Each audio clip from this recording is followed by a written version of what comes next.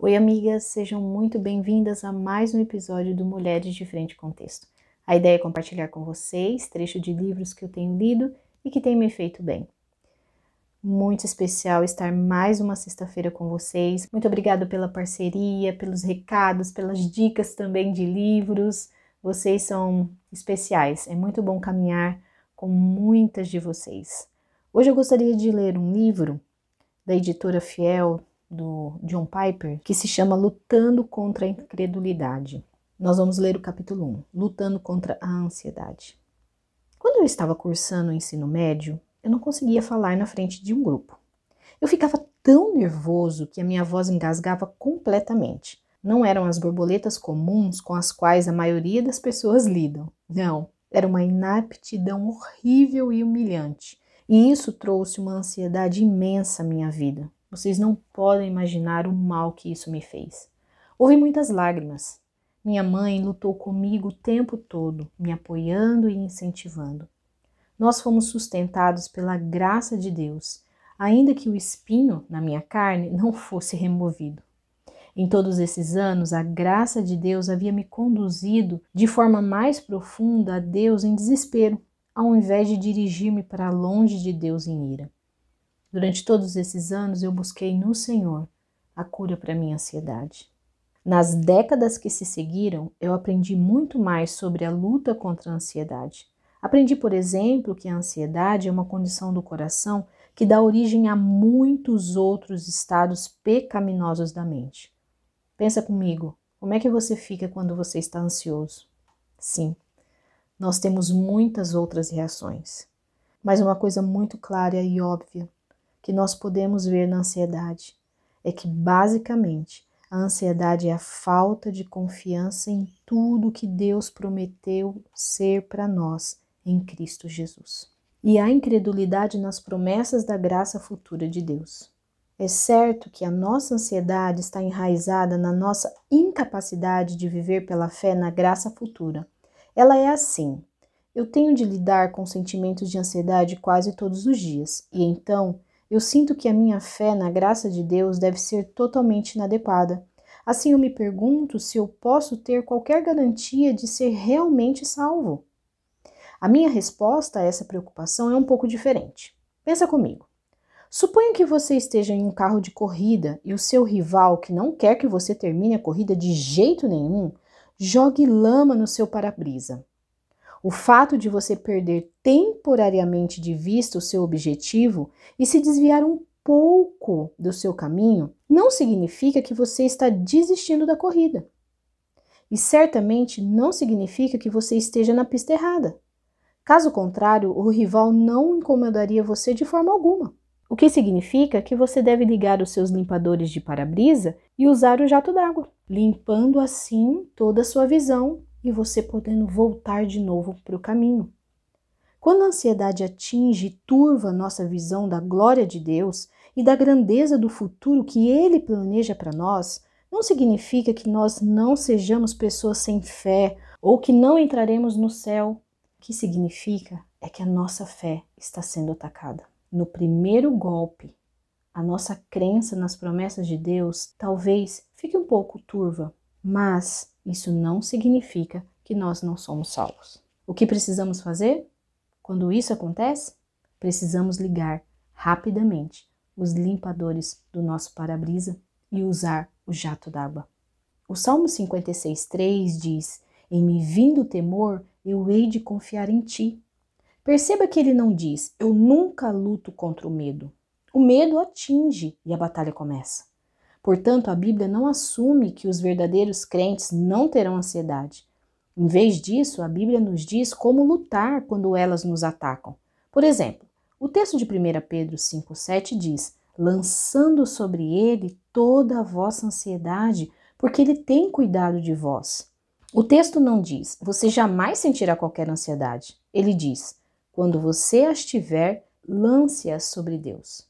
Quando a lama bater em seu para-brisa e você temporariamente perder de vista a estrada e começar a se desviar em ansiedade, ligue logo os limpadores e esguiche o jato de água. Assim, você pode lembrar o seu coração e a sua mente das verdades da palavra de Deus e continuar no caminho. Nós lutamos contra as ansiedades, lutando contra a incredulidade e lutando pela fé na graça futura. E a maneira de lutar esse bom combate é meditando nas garantias de Deus da graça futura e pedindo a ajuda do Espírito Santo. Os limpadores de para-brisa são as promessas de Deus que limpam a lama da incredulidade do nosso coração. E o jato de água é a ajuda do Espírito Santo. É claro que aqui é só por uma metáfora para poder ajudar mais o nosso entendimento. A batalha para se libertar do pecado é pelo Espírito Santo de Deus. É pela verdade da palavra de Deus. A obra do Espírito e a palavra da verdade andam juntas. Especialmente a verdade fundamental do Evangelho, que garante todas as promessas de Deus. Estes são os grandes construtores da nossa fé. Sem o trabalho do Espírito Santo e a palavra de Deus, nós não conseguimos. Eles fazem o trabalho, o Espírito e a palavra. Nós lemos as promessas de Deus e oramos clamando pela ajuda do Espírito Santo. E à medida que o para-brisa se torna limpo, de modo que podemos ver o bem-estar que Deus planeja para nós, a nossa fé se torna mais forte e o desvio da ansiedade se suaviza. Mas agora você deve estar se perguntando, como isso se funciona na prática? Nós precisamos lembrar algumas coisas. Primeiro, que Deus nos assegura, através da sua palavra, que nós nunca seríamos testados mais do que poderíamos suportar. Ele trabalha para você de modo que a tua força seja como os teus dias. Cada dia não trará mais problemas do que você pode suportar. E cada dia trará as misericórdias suficientes para os problemas do dia de hoje. Essa é uma verdade da palavra de Deus. E Deus nunca erra. Depois, podemos combater a incredulidade que gera no nosso coração ansiedade com as promessas da graça futura. Quando eu estou ansioso sobre algum novo empreendimento arriscado ou uma reunião, eu luto contra a incredulidade também. Eu me lembro que o dia que eu saí de casa para passar 3 anos na Alemanha, meu pai me ligou de longe e me deu uma promessa por telefone. Ao longo dos 3 anos, eu acho que citei mais de 500.000 vezes essa promessa para conseguir passar os períodos que o meu coração estava muito, muito acelerado. Ela dizia, não temas, porque eu sou contigo. Não te assombres, porque eu sou teu Deus. Eu te fortaleço, eu te ajudo, eu te sustento com a minha destra fiel. Isaías 41:10. Quando o motor da minha mente estava em ponto morto, o sussurro das engrenagens era o som de Isaías 41:10. E eu lembrava o meu coração das promessas de Deus. Quando eu estava ansioso quanto a ser muito fraco para fazer determinado trabalho, eu também lutava contra a incredulidade com a promessa de Cristo. A minha graça te basta, porque o poder se aperfeiçoa na fraqueza. Em 2 Coríntios. Quando eu estava ansioso quanto às decisões que tenho de tomar em relação ao futuro, eu luto contra a incredulidade com a seguinte promessa: instruir-te-ei e te ensinarei o caminho que deves seguir, e sob as minhas vistas te darei conselho. Salmo 32. Quando eu estou ansioso quanto ao bem-estar das pessoas que eu amo, eu luto contra a incredulidade com a promessa de que se eu, sendo mau, sei dar coisas boas aos meus filhos, quanto mais vosso Pai que está nos céus dará boas coisas aos que lhe pedirem. Em Mateus 7. Quando eu estou ansioso quanto ao estar doente, eu luto contra a incredulidade com a promessa: muitas são as aflições dos justos, mas o Senhor de todas os livra. Eu tomo a promessa com tremor. A tribulação produz perseverança, a perseverança, experiência, e a experiência, esperança. Ora, a esperança não confunde, porque o amor de Deus é derramado em nosso coração pelo Espírito Santo. Quando eu estou ansioso quanto a morrer, sabe como eu luto contra essa incredulidade? Lembrando o meu coração que nenhum de nós vive para si, nem morre para si. Porque se vivemos para o Senhor, vivemos. Se morremos para o Senhor, morremos. quer pois vivamos ou morramos, somos do Senhor. Foi precisamente para esse fim que Cristo morreu e ressurgiu, para se tornar Senhor tanto de vivos quanto de mortos.